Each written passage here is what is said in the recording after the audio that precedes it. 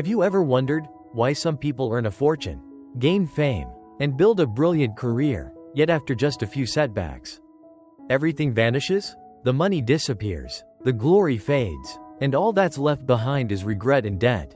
And then there are others who seem so ordinary.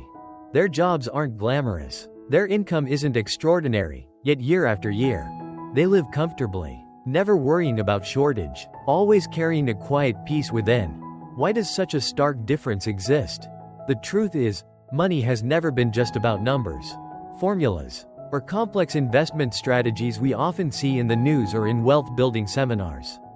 More than anything, money is a mirror, a reflection of our psychology, our emotions, and the tiniest habits we repeat in daily life. Every financial decision, whether it's buying something, investing in a new venture, or saving for the future, carries an entire world of psychology behind it. Fear of loss, greed, patience, or even faith in tomorrow. Some people fail not because they lack intelligence, but because they let emotions rule their choices. Others succeed not because they know every investment formula, but because they master their psychology. They resist short-term temptations to pursue long-term gains. And if you've always believed that wealth simply comes from financial skills, from calculating interest rates, analyzing stocks, or spotting market opportunities, then The Psychology of Money by Morgan Housel will completely change your perspective. This isn't a textbook about stock picking or economic forecasting. It's more like a mirror, one that forces us to confront the deep connection between money and our own selves. Morgan Housel delivers a powerful message. True wealth is not about how much you know, but about how you think, how you manage your emotions, and how you behave with your money. In other words, wealth is not just a financial outcome, it is a psychological state. And this truth explains why some people, even when handed golden opportunities, still lose everything, while others, living seemingly ordinary lives, enjoy lasting comfort and stability. Welcome back to Better You. This is the place where you and I explore great books and valuable ideas, so that every single day, we can become a better version of ourselves. On this channel, I always strive to share timeless lessons in personal growth.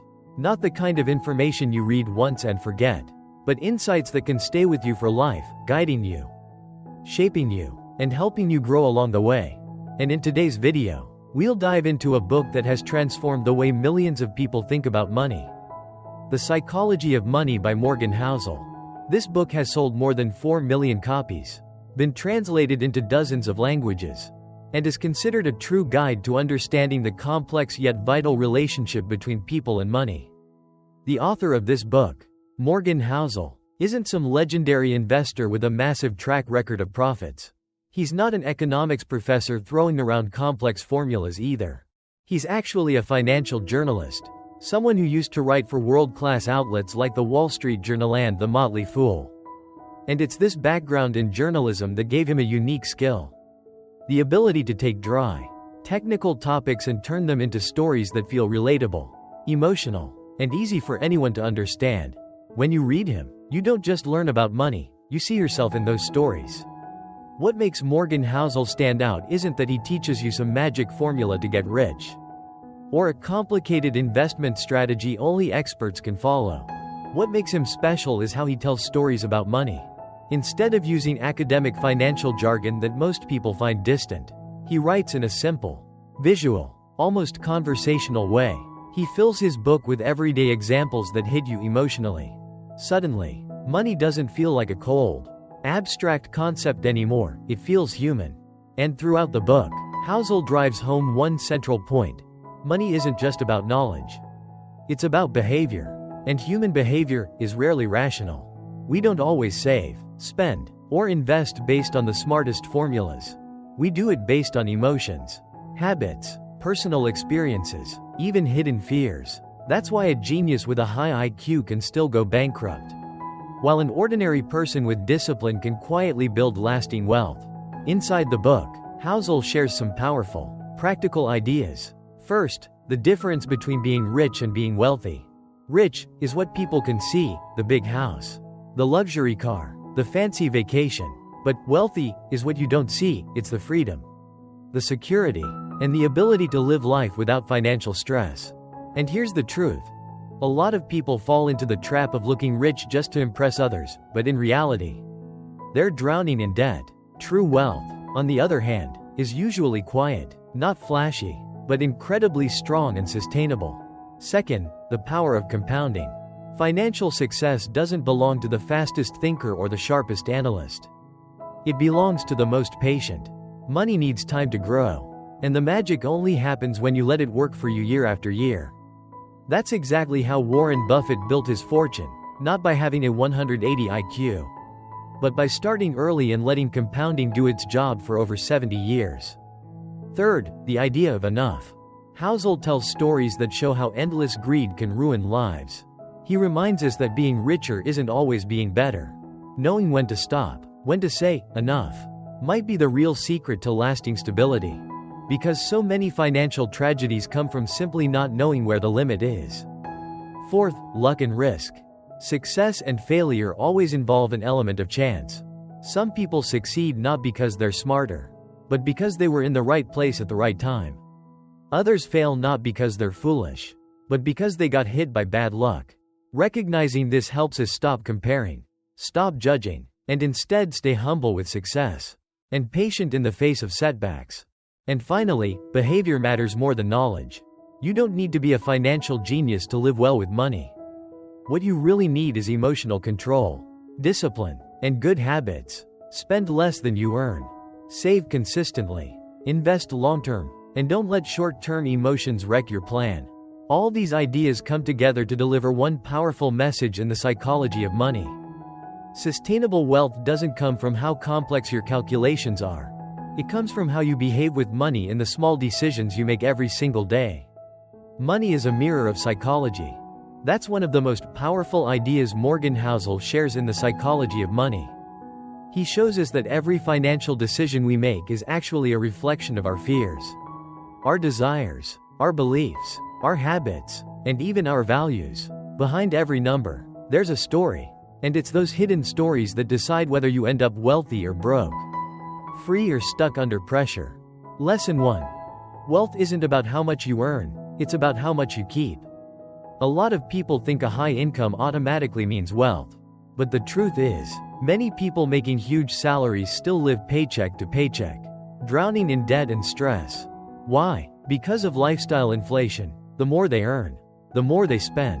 On the flip side, someone with an average income who saves consistently, manages wisely, and invests patiently can build a strong, pressure-free financial foundation over time.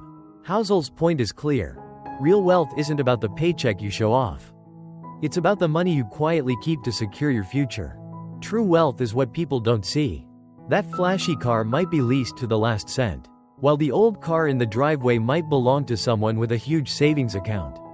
Stop asking, "How much do I earn?" and start asking, "How much do I keep?" Focus on your savings rate, not your salary. Lesson 2. Habits matter more than financial knowledge. You can read dozens of books, master countless investment theories, but if you don't build the simple habits, saving regularly, spending with discipline, that knowledge won't change your life. Housel reminds us, in personal finance, behavior beats intelligence. Someone who knows nothing about fancy models or formulas but invests steadily into index funds for decades will likely retire free. Meanwhile, someone smart but emotional, chasing headlines and trading on impulses, often loses more than they gain. This is the quiet power of daily habits. Small actions, repeated again and again, are what actually shape your wealth. Start with one small habit, for example. Set aside 10% of your income every month into an untouchable investment account. Automate it, make it your default. Lesson 3. Greed keeps you chasing more, while knowing enough sets you free. Greed is a double-edged sword. It can push you to work harder. But if you never know when to stop, you'll always feel lacking, always chasing, always at risk. The truth? There's no universal enough. Today it's just 1 more million. Tomorrow it's 5, then 10. Greed always keeps you looking up, comparing yourself with someone richer, and never feeling satisfied. But when you define your own enough, life feels lighter. You step out of the endless race, and you taste real freedom. Knowing enough doesn't mean giving up ambition. It means knowing your limits. Knowing what's worth trading for and what isn't. Write down your own enough number, the financial level that makes you feel safe and comfortable. Once you reach it, focus on balance, not endless chasing. Lesson 4. Don't compare. Everyone has different financial goals. One of the biggest traps in personal finance is comparison. It's easy to look at others. They bought a house. They hit a big win. They're traveling luxuriously, and immediately feel behind.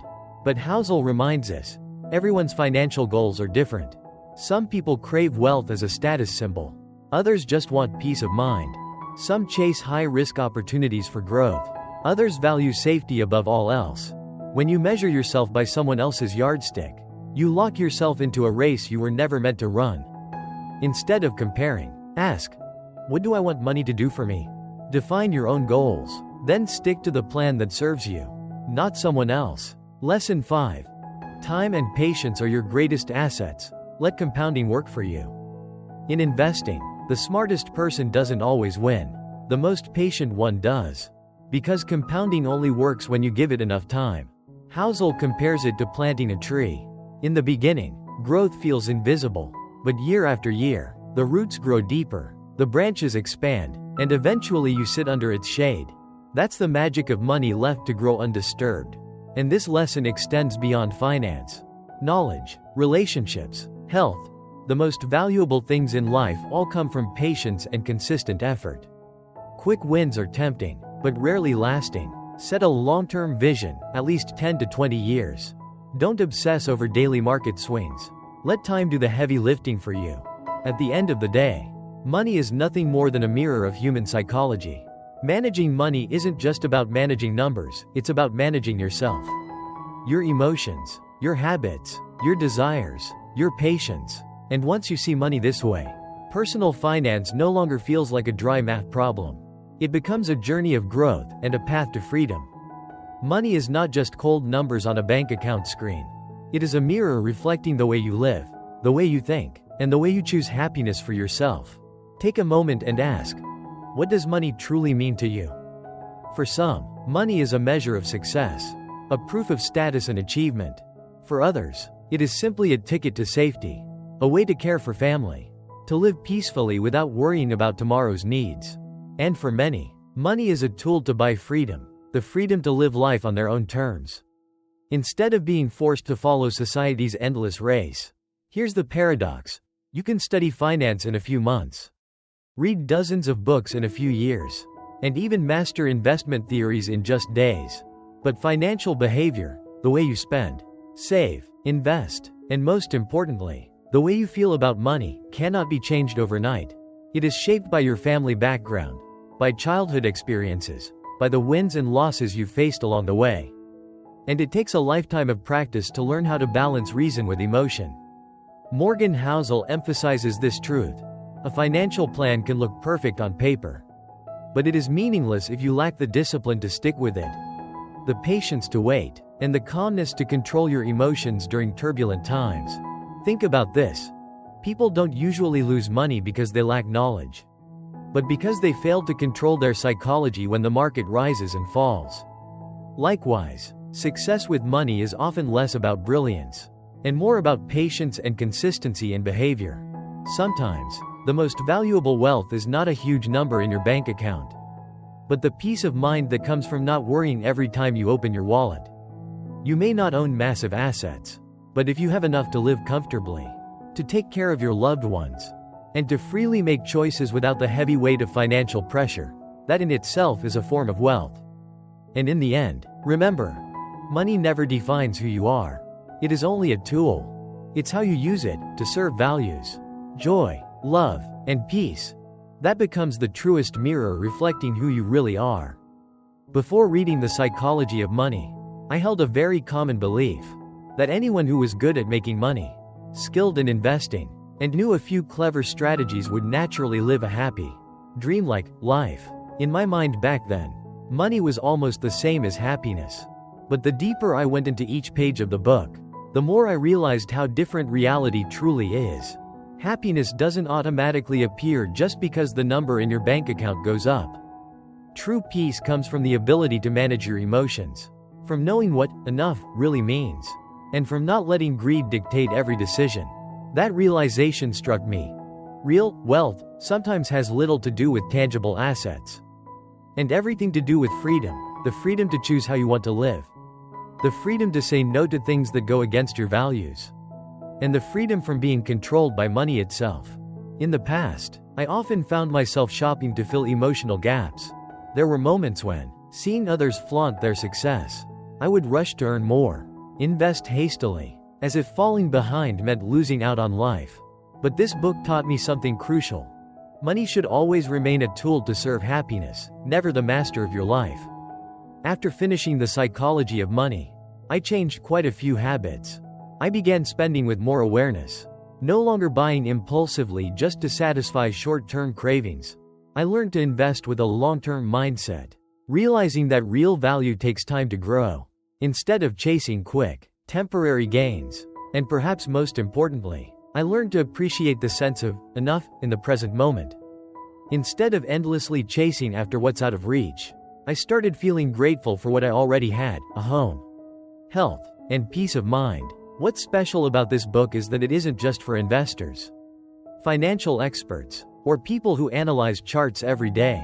It's for all of us, ordinary people who go to work, pay the bills, and still long for a more prosperous life. And that prosperity isn't measured only in material wealth, but also in spirit, a lightness of heart, freedom from money's chains, and the confidence to live life on your own terms. For me, The Psychology of Money has become like a mirror, reflecting back how I've seen money all these years, while guiding me toward a happier, more sustainable way of living. Money has never been just paper, or cold numbers on a bank screen. It's tied to our emotions, to the way we choose to live, and to the values that define who we really are. That's why money doesn't only shape how you live, wealthy or simple. It also reflects who you are, what you prioritize, and how you define happiness. So let money be your loyal servant, not the harsh master that dictates every choice in your life. Remember this: true freedom isn't about how much you have. It's about knowing what's enough, and using it wisely to build a meaningful life. And as Morgan Housel said so beautifully, money is not just numbers, it's the psychology that shapes your destiny. Each of us is writing our own money story, and that story will decide: will you live in peace, or stay trapped in an endless cycle of ambition and worry? If this video spoke to you, share it with a friend or loved one, because sometimes a simple message can help someone find peace in how they see money. And don't forget to like, subscribe, and ring the bell, so you won't miss the next book insight here on Better You, where together, we learn, grow, and build a life that's richer, not just in wealth, but in spirit.